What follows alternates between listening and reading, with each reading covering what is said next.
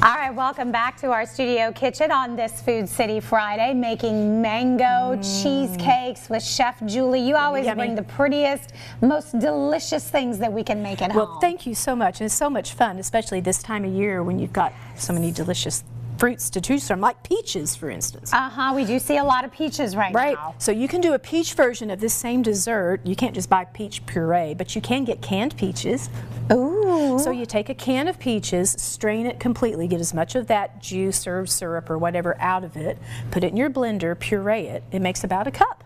And so you could do that instead of your mango. Instead of the mango. Now I will say your batter will be a little looser because it's a little bit wetter than the true mango puree, but it still works out well, and that's what we have over here. So these two are Those two are peach. Now I know they don't look peach. I mean, they don't look much different from the mango. A little bit, but they are a little bit lighter. different, and that is peach. But where you can really make the difference is in the garnish. Okay. And you can see these are okay.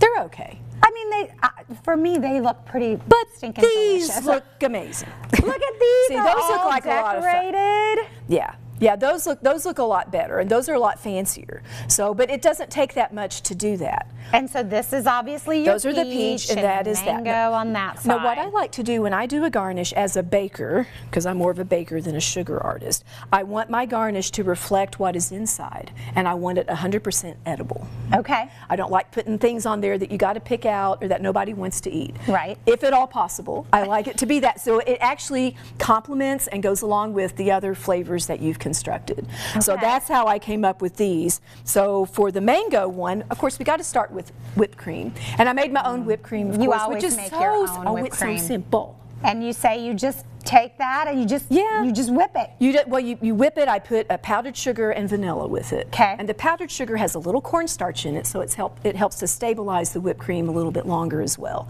But to me, now you could do Cool Whip and that would be okay. But we're going to do the real thing. So for the mango, I guess I used a different tip, but it doesn't really matter. Just make a little boop. And then put a little bit, I like lime zest with it because lime and mango go really well together. So a little fresh lime zest.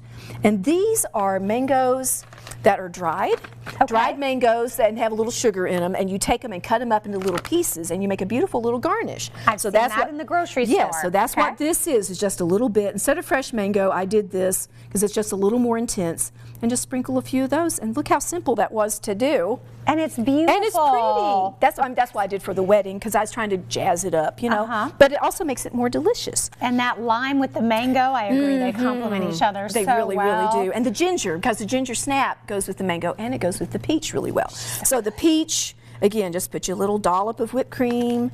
I'm putting a little bit of the ginger crumbs on this one. It gives a little crunch.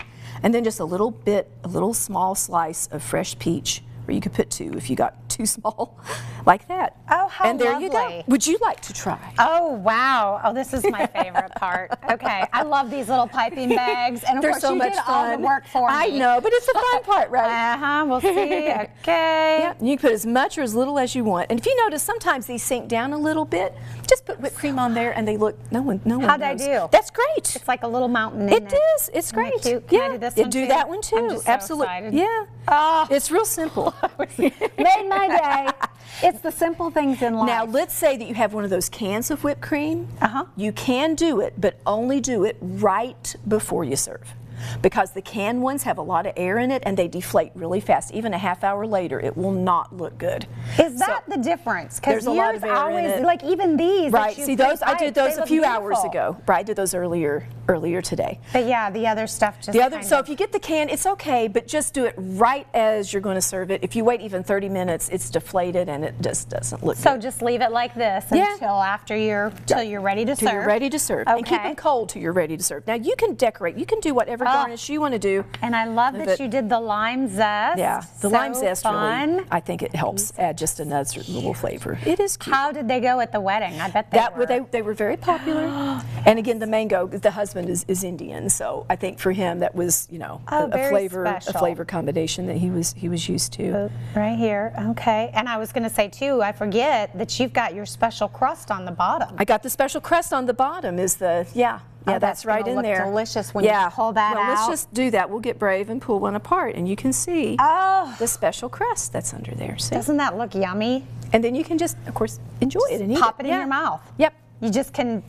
Yeah, so the whole thing together. So it's not even as big as one slice of cheesecake, but what I like to do is just make several flavors, and then people have an option. Like I made coffee, a coffee one, where you take the base recipe that I have and you just add espresso powder to it. I mean, how hard is that to do, y'all? It's not hard. Or cookies and cream, make the base recipe, add crushed up Oreos.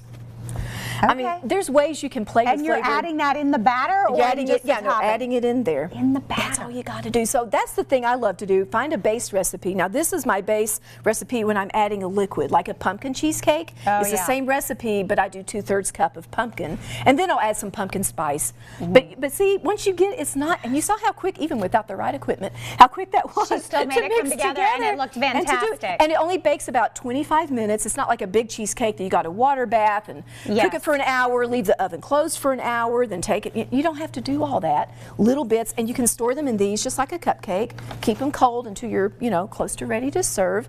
And that's what y'all get today. You all, the crew gets, y'all get that box. Because I don't need so many cheesecakes at my house. You just made everybody's day much happier. Julie, thank you so much. These are beautiful. Don't forget, for the entire recipe too, go to bakingwithjulie.com. She's got everything you need right there, all put together with pictures and everything. For more information, of course, on the products, you can check out foodcity.com.